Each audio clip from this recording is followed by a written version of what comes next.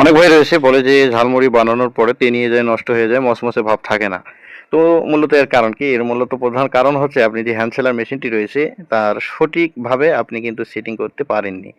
তো আপনার যে প্যাকেটের মুখটি রয়েছে এই প্যাকেটটির মুখ যদি সঠিকভাবে না লাগাতে পারেন তাহলে কিন্তু আপনার মুড়িটি ৩-৪ দিনেই কিন্তু তেনিয়ে যাবে, নষ্ট হয়ে যাবে, মসমসে ভাব আর থাকবে না।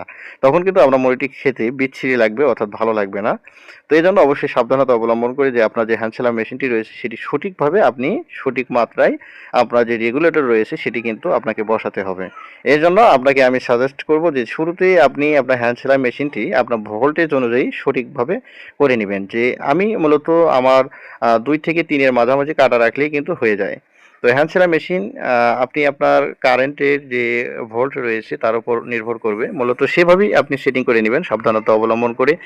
এবং ছোট বাচ্চাদের দিয়ে কখনোই কাজ করাবেন না। এতে করে আপনার মালের যে গুণগত মান রয়েছে সেটি কিন্তু হ্রাস পাবে এবং আপনার প্যাকেটের মুখ সঠিকভাবে লাগাতে পারবে না। এজন্য আপনি শ্রমিক হিসেবে বড়দের নিয়োগ দেওয়ার চেষ্টা করবেন।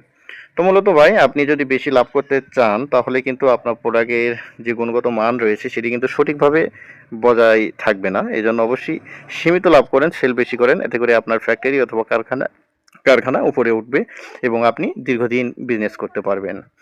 তো মূলত আমরা যেভাবে এই বিরিয়ানি ঝালমুড়িগুলো তৈরি করি, তো এর ভিডিও আমরা ইতিমধ্যে আপনাদের সামনে দিয়েছি এবং আরও ভিডিও আসবে আগামীতে, নতুন নিত্য নতুন ভিডিও আসবে। এজন্য অবশ্যই আপনাদেরকে আমি বলব, সো যদি ভালো লেগে থাকে অথবা আপনি যদি বিজনেস করার ইচ্ছা থাকে, কারখানা করার ইচ্ছা থাকে তাহলে অনুরোধ করব আপনাদেরকে আমাদের চ্যানেলটি সাবস্ক্রাইব করবেন। আর যদি আপনি এরকম বিজনেস করার ইচ্ছা যদি না থাকে তাহলে ভিডিওগুলো দেখার আপনার কোনো প্রয়োজন পড়ে না, কেননা আপনার অযথা সময় নষ্ট হোক আমরা কখনোই চাই না। আমরা চাই যে আমাদের ভিডিওগুলো যারা দেখবে তারা যেন কাজে লাগাতে পারে, তারা যেন উদ্যোক্তা হয়। আপনি যদি অন্য কোনো আপনার বিজনেস থেকে থাকে, সরকারি চাকরি বলেন, যে কোনো কাজ বলেন, অথবা আপনি আমাদের এরকম বিজনেস করবেন না, তাহলে অনুরোধ করব ভিডিওটি না দেখার, কেননা অযথা সময় নষ্ট করা কখনোই ঠিক না। আপনার প্রতিটি সময় প্রতিটি মুহূর্ত আপনাকে কিন্তু ভাই কাজে লাগাতেই হবে।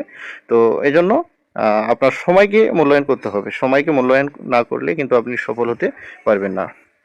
সময় হচ্ছে আমাদের অমূল্য সম্পদ। সেই সময়গুলো আমরা বিভিন্ন জায়গায় বিভিন্ন রকম বিভিন্নভাবে কিন্তু আমরা নষ্ট করে থাকি। তো এর কিন্তু অবশ্যই আমাদেরকে একদিন না একদিন অর্থাৎ অনুতপ্ত হতে হয়।